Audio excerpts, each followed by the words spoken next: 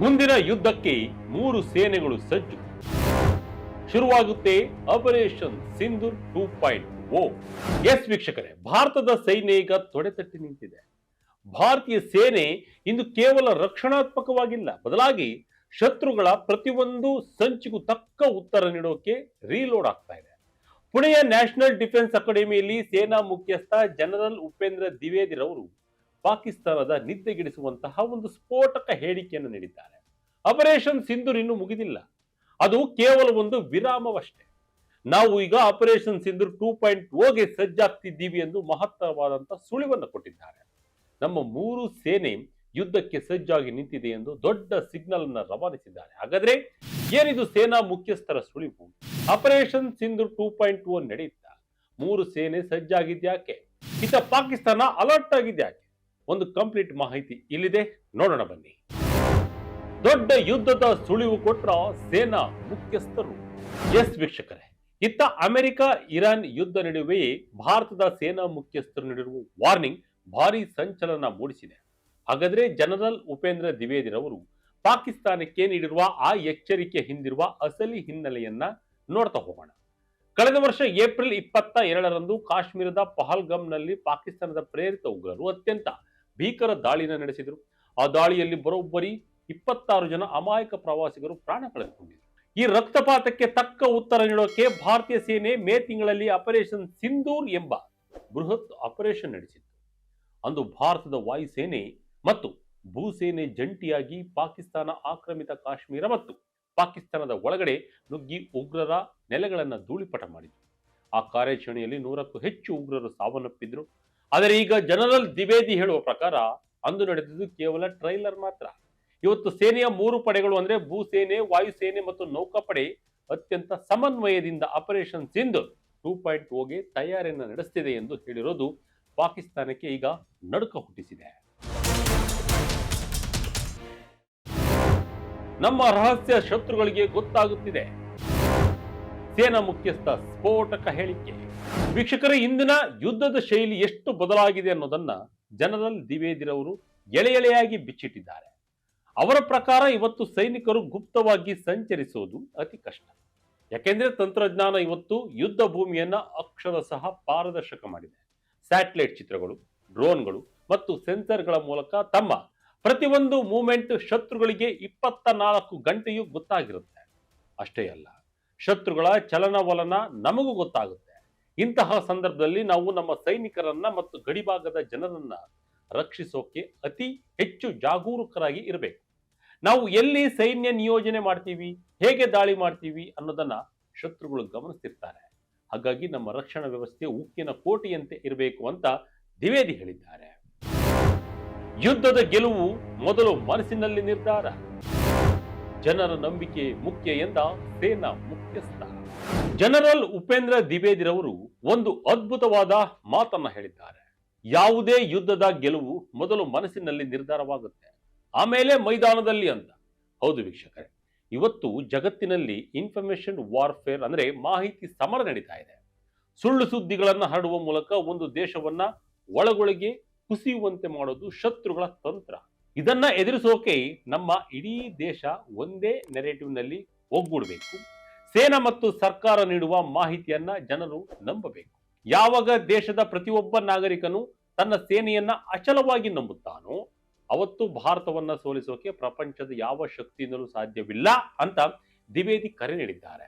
ಭಾರತೀಯ ಸೇನೆ ಕೂಡ ಇಂದು ತಾಳ್ಮೆಯಿಂದ ಸತ್ಯ ಮತ್ತು ನ್ಯಾಯದ ಪರವಾಗಿ ದೇಶವನ್ನು ಒಗ್ಗೂಡಿಸಲು ಪ್ರಯತ್ನಿಸುತ್ತಾ ಇದೆ. ಪ್ರತಿ ಸೈನಿಕನ ಕೈಯಲ್ಲೂ ಇರಲಿ ಗರುಡನ ಶಕ್ತಿ, ಡ್ರೋನ್ ಸೇನೆ, ದಿವ್ಯಾಸ್ತ್ರ, ಬ್ಯಾಟರಿ, ಭರ್ಜರಿ ಎಂಟ್ರಿ. ವೀಕ್ಷಕರೇ, ಭಾರತೀಯ ಸೇನೆ ಈಗ ಟ್ರಾನ್ಸ್ಫಾರ್ಮೇಶನ್ ದಶಕ ಅಂದ್ರೆ ಬದಲಾವಣೆಯ ಹಾದಿಯಲ್ಲಿದೆ. ಇದರ ಅತಿ ದೊಡ್ಡ ಹೈಲೈಟ್ ಅಂದ್ರೆ ಅದು ಜನರಲ್ ದ್ವಿವೇದಿರವರ ಈಗಲ್ ಆನ್ ದಿ ಆರ್ಮ್ ಕನಸು. ಇದರ ಅರ್ಥ ಏನ್ ಗೊತ್ತಾ? ಇನ್ಮುಂದೆ ನಮ್ಮ ಸೇನೆಯ ಪ್ರತಿಯೊಬ್ಬ ಸೈನಿಕನು ಒಬ್ಬ ಡ್ರೋನ್ ಪೈಲಟ್ ಆಗಿರಲಿದ್ದಾನೆ. ಹೌದು, ಪ್ರತಿಯೊಬ್ಬ ಯೋಧನ ಹತ್ತಿರವೂ ಒಂದು ಪುಟ್ಟ ಡ್ರೋನ್ ಇರಲಿದ್ದು ಅದು ಶತ್ರುಗಳ ಗುಪ್ತ ತಾಣಗಳನ್ನ ಹುಡುಕಿ ಕೊಡಲಿದೆ. ಸೇನೆಯೊಳಗೆ ಹೊಸದಾಗಿ ಇಂಡಸ್ಟ್ರಿ ಡ್ರೋನ್ ಬೆಟಾಲಿಯನ್, ದಿವ್ಯಾಸ್ತ್ರ ಬ್ಯಾಟರಿಗಳು, ಶಕ್ತಿಮಾನ್ ರೆಜಿಮೆಂಟ್ಗಳು ಮತ್ತು ಭೈರವ್ ಬೆಟಾಲಿಯನ್ಗಳನ್ನ ರಚಿಸಲಾಗ್ತಾ ಇದೆ. ಇವೆಲ್ಲವೂ ಕೇವಲ ಅಪ್ಪಟ ಸ್ವದೇಶಿ ತಂತ್ರಜ್ಞಾನದ ಮೇಲೆ ನಡೆಯುವ ಪಡೆಗಳು. ಡೇಟಾ ಅಂದ್ರೆ ದತ್ತಾಂಶವೇ ಇವತ್ತು ನಮ್ಮ ಅತಿ ದೊಡ್ಡ ಶಸ್ತ್ರಾಸ್ತ್ರ. ಅತಿ ವೇಗವಾಗಿ ನಿರ್ಧಾರ ತೆಗೆದುಕೊಳ್ಳಲು ಮತ್ತು ಶತ್ರುಗಳನ್ನ ಚತುರತೆಯಿಂದ ಮಣಿಸಲು ಭಾರತೀಯ ಸೇನೆ ಈಗ ಹೈಟೆಕ್ ರೂಪವನ್ನ ಪಡೆದುಕೊಂಡಿದೆ. ಥಿಯೇಟರೈಸೇಷನ್ ಪ್ರಕ್ರಿಯೆ ಸಿಕ್ಕ ವೇಗ. ರಕ್ಷಣಾ ಸಚಿವರ ಕೈ ಸೇರಿದೆ ಮಾಸ್ಟರ್ ರಿಪೋರ್ಟ್.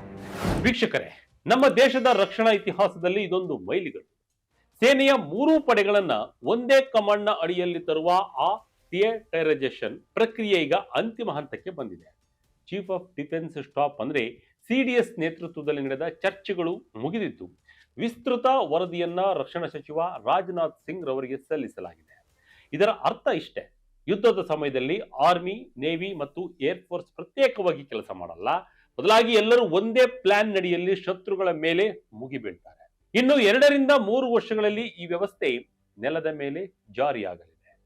ಫೆರಾರಿ ವಾಲನ್ ಪ್ರಕರಣದಲ್ಲಿ ಹೇಗೆ ಕಾನೂನು ವ್ಯವಸ್ಥೆ ಹಂತ ಹಂತವಾಗಿ ಸುಧಾರಿಸಿತು, ಭಾರತದ ರಕ್ಷಣಾ ನೀತಿ ಕೂಡ ಇವತ್ತು ಗಟ್ಟಿಯಾಗ್ತಾ ಇದೆ. ಎನ್ಡಿಎ 150ನೇ ಕೋರ್ಸ್ನ ಭವ್ಯ ಸಮಾರೋಪ. ಸು-30 MKY ಸಾರಂಗ್ ಹೆಲಿಕಾಪ್ಟರ್ನ ವೈಮಾನಿಕ ಕಸರತ್ತು. ಈ ಎಲ್ಲ ಸ್ಫೋಟಕ ಮಾತುಗಳು ಹೊರಬಂದಿದ್ದು ಪುಣೆಯ ಎನ್ಡಿಎ ಕ್ರೀಡಾಂಗಣದಲ್ಲಿ. ಅಲ್ಲಿ 150ನೇ ಕೋರ್ಸ್ನ ಪಾಸಿಂಗ್ ಔಟ್ ಪರೇಡ್ ನಡೀತಾ ಇತ್ತು. ಸಮಾರಂಭದ ಅಂತ್ಯದಲ್ಲಿ ಸುಖೋಯ್ 30 MKY ಯುದ್ಧ ವಿಮಾನಗಳು, ಚೇತಕ್ ಹೆಲಿಕಾಪ್ಟರ್ಗಳು ಮತ್ತು ಸಾರಂಗ್ ಏರೋಬ್ಯಾಟಿಕ್ ತಂಡ ನಡೆಸಿದ ಪ್ರದರ್ಶನ ಭಾರತದ ವಾಯುಶಕ್ತಿಯನ್ನ ತೋರಿಸಿಕೊಟ್ಟಿತ್ತು. ಆಕಾಶಗಂಗಾ ಸ್ಕೈ ಡೈವಿಂಗ್ ತಂಡದ ಸಾಹಸವನ್ನ ಕಂಡು ಇಡೀ ವಿಶ್ವವೇ ಬೆರಗಾಗಿದೆ. ಆದರೆ ಅಂದು ಅಲ್ಲಿ ಮೊಳಗಿದ ಅತಿದೊಡ್ಡ ಸದ್ದು ಅಂದ್ರೆ ಅದು ಜನರಲ್ ದ್ವಿವೇದಿರವರ ಪಾಕಿಸ್ತಾನಕ್ಕೆ ನೀಡಿದ ಎಚ್ಚರಿಕೆ. ಶಾಂತಿ ಅನ್ನೋದು ಕೇವಲ ತಾತ್ಕಾಲಿಕ.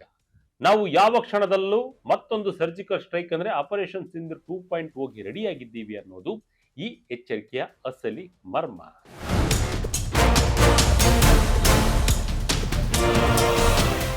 ಒಟ್ಟಾರೆಯಾಗಿ ಹೇಳುವುದಾದ್ರೆ, ಭಾರತೀಯ ಸೇನೆಯು ಇಂದು ಕೇವಲ ರಕ್ಷಣಾತ್ಮಕವಾಗಿ ಉಳಿದಿಲ್ಲ, ಬದಲಾಗಿ ಶತ್ರುಗಳ ಹೆಡೆಮುರಿ ಕಟ್ಟಲು ಸಂಪೂರ್ಣವಾಗಿ ಸಜ್ಜಾಗಿದೆ. ಜನರಲ್ ಉಪೇಂದ್ರ ದ್ವಿವೇದಿರವರು ನೀಡಿರುವ ಆಪರೇಷನ್ ಸಿಂಧೂರ್ 2.0 ಸುಳಿವು ಪಾಕಿಸ್ತಾನಕ್ಕೆ ನಡುಕ ಹುಟ್ಟಿಸಿದೆ. ಕೇವಲ ಶಸ್ತ್ರಾಸ್ತ್ರಗಳಲ್ಲದೆ ಆಧುನಿಕ ತಂತ್ರಜ್ಞಾನ, ಡ್ರೋನ್ ಶಕ್ತಿ ಮತ್ತು ಮಾಹಿತಿ ಸಮರದಲ್ಲಿ ಭಾರತ ಇಂದು ಹೊಸ ಎತ್ತರಕ್ಕೇರಿದೆ. 3 ಸೇನೆಗಳನ್ನ ಒಂದೇ ಸೂರಿನಡಿ ತರುವ ಥಿಯೇಟರೈಸೇಷನ್ ಪ್ರಕ್ರಿಯೆಯು ಭಾರತದ ರಕ್ಷಣಾ ನೀತಿಯನ್ನ ಮತ್ತಷ್ಟು ಉಕ್ಕಿನ ಕೋಟೆಯಂತೆ ಭದ್ರಪಡಿಸಲಿದೆ. ಯುದ್ಧದ ಗೆಲುವು ಮೊದಲು ಮನಸ್ಸಿನಲ್ಲಿ ನಿರ್ಧಾರವಾಗಬೇಕು ಎಂಬ ಸೇನಾ ಮುಖ್ಯಸ್ಥರ ಮಾತುಗಳು ದೇಶ ಪ್ರೇಮದ ಕಿಚ್ಚನ್ನ ಹೆಚ್ಚಿಸಿವೆ. ಸೇನೆ ಮತ್ತು ನಾಗರಿಕರ ನಡುವಿನ ಅಚಲ ನಂಬಿಕೆಯೇ ಭಾರತವನ್ನ ಜಗತ್ತಿನ ಅಜೇಯ ಶಕ್ತಿಯನ್ನಾಗಿ ಮಾಡಲಿದೆ ಎಂಬುದು ಈಗ ಜಗತ್ತಿಗೆ ಮನವರಿಕೆಯಾಗಿದೆ. ಈ ರೋಚಕ ಬೆಳವಣಿಗೆ ಬಗ್ಗೆ ನಿಮಗೆ ಏನನ್ಸುತ್ತೆ? ಕಮೆಂಟ್ ಮೂಲಕ ತಿಳಿಸಿ. ಇದಾಗಿತ್ತು ಈ ಕ್ಷಣದ ಇಂಟ್ರೆಸ್ಟಿಂಗ್ ಸ್ಟೋರಿ. ಇದೇ ರೀತಿಯ ಸ್ಟೋರಿಗಾಗಿ Vijaya Karnataka website, YouTube page, Facebook page follow ಮಾಡ್ತಾ ಇರಿ. ಧನ್ಯವಾದಗಳು.